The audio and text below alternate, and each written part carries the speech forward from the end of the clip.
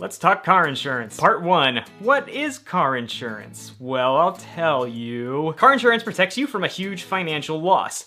Basically, you pay a premium monthly, usually, to your insurance company, and in exchange, if you get into a wreck, the insurance company will help you cover your losses. Car insurance includes 3 different types of coverage. Number 1, property, which will pay if your car is stolen or damaged. 2, liability, which pays for legal obligations to others for bodily injury or property damage. And number 3, medical, which pays for hospital bills, rehabilitation, and sometimes lost wages or funeral expenses. Part 2, money matters. So how much coverage should you get? Well, that depends on different things, such as your car's value, whether you own the car outright, and how much in damages you could afford to cover out of pocket on your own. Naturally, your monthly premium will vary depending on your amount of coverage. Like, for instance, it costs more to insure the Ectomobile than it does to, say, cover Mr. Bean's little mustard yellow car. That's the way of the world, kid. And don't you forget it. Very important note, just because you pay premiums, that doesn't mean you'll pay nothing when you get into a wreck.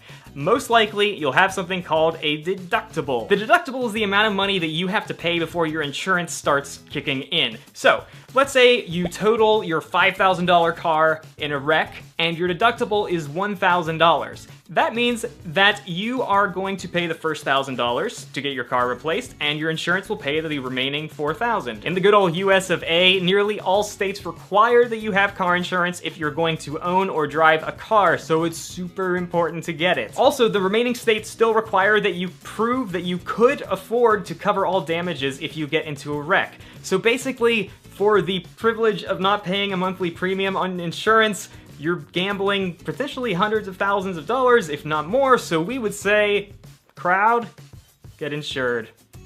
Applause, applause, applause, applause. Part 3, how to get insured. This is actually really simple. You can get quotes online or over the phone very quickly from dozens of competitors. The insurance company will need a bit of information about you and your car. They'll also likely run a credit report and look up your accident history. Once you get a quote you like, you'll start paying premiums, and they will send you your insurance card, which you should keep with your car at all times. How come, Mike? I'll tell you how come. Because Part 4, that colossal wreck. Boundless and bare. P.S.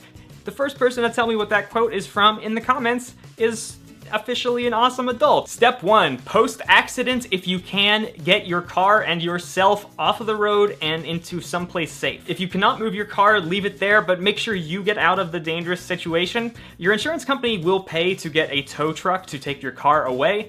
Either way though, put on your hazards. If you have any of those reflectorized triangles, be sure to put those out. If you have one of those road flares, careful, because they'll burn you. They're not just like fun with, they're not a glow stick, for crying out loud.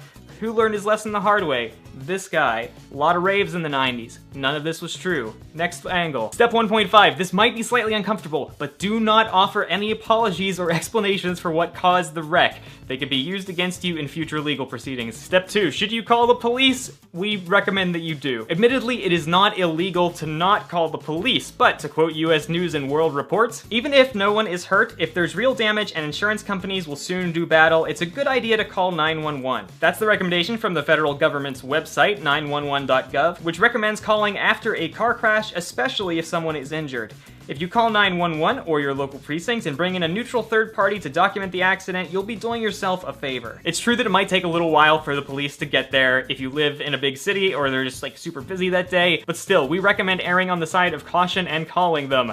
And either way, you're going to have to file an accident report to the police. More info in the doobly-doo. Step 3, gather the other driver's information and volunteer your own. You should write down these things, and if you've called the police, you should get their phone number, their badge number, their name, the number of the police report, and request a copy of the police report. Having all of this info will save you a lot of headaches in Step 4, file a claim. After the scene is cleared, call your insurance company immediately to start the claims process. Your insurance card should have a 24-hour phone number on the back of it, and your insurance agent should call you within 1 business day to help you with the claim. Your insurance agent should also be able to help you basically every step of the way throughout the process. After an accident that you are deemed responsible for, it's possible that your premiums are going to go up. That's because the insurance company sees you as a riskier investment. However, this is not for certain because a lot lot of different companies have different policies on rate increases, so just know that it might vary. For a lot of people, driving is a big part of adulthood, and it is a huge responsibility. Basically, you're piloting a 2-ton missile. So, drive sober, put down your phone,